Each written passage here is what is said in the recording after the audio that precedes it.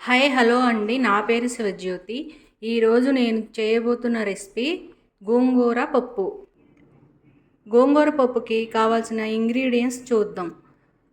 150 grams కందిపప్పుని ఒక half an hour ముందు కడిగి నానబెట్టుకుని కుక్కర్లో 5 విజిల్స్ వచ్చే వరకు ఉడికించుకోవాలి.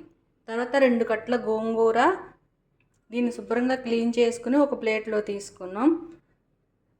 1 ఆనియన్ని ఇలా బారుగా ముక్కలుగా కట్ చేసుకోవాలి. ఒక 7 పచ్చిమిరపకాయలు, కొంచెం కరివేపాకు, 2 ఎండుమిరపకాయలు. గోంగూర పప్పు ఎలా ప్రిపేర్ చేసుకోవాలో చూద్దాం. ఫస్ట్ ఒక బాండీ పెట్టుకుని ఆ బాండీని బాగా వేడవనివ్వాలి. వేడైన తర్వాత 1 గ్లాస్ ఆయిల్ పోసుకోవాలి. ఈ గోంగూర పప్పుకి ఆయిల్ ఎక్కువగానే పడుతుంది. చూడండి, ఇప్పుడు ఆయిల్ వేడైంది. ఆయిల్ వేడైన తర్వాత ఒక 1/2 టేబుల్ స్పూన్ ఆవాలు, కొంచెం వెల్లుల్లిపాయలు, ఎండుమిరపకాయలు, 1 స్పూన్ జీలకర్ర, ఇవన్నీ ఫ్రై అయిన తర్వాత 1 ఆనియన్, కరివేపాకు, పచ్చిమిరపకాయలు వేసుకుని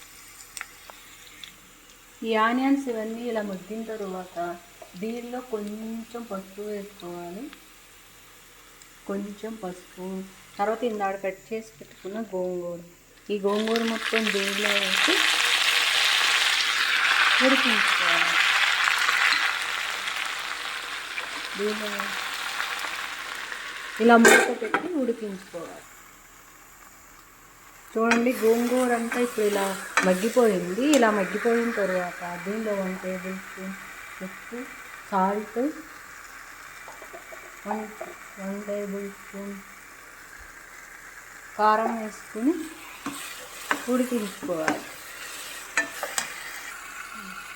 సాల్ట్, కారం వేసిన తర్వాత 2 మినిట్స్ మగ్గనిచ్చి దీనిలో 1/2 గ్లాస్ వాటర్ పోయాలి.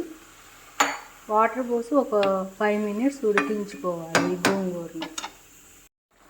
గోంగూర ఇప్పుడు ఇలా ఉడికిన తర్వాత మనం ఇందాక ఉడికించి పెట్టుకున్న ఈ పప్పుని దీనిలో వేసి దీనికి సరిపడా ఉప్పు, కారం, 1 స్పూన్ కారం వేసి ఒకసారి తిప్పుకుని వాటర్ సరిపోయినాయో లేదో చూసుకోవాలి. ఓకే, సరిపోయినాయి. దీన్ని ఒక 5 మినిట్స్ ఉడికించుకోవాలి. చూడండి, ఎంతో హెల్దీ అయిన టేస్టీ గోంగూర పప్పు రెడీ.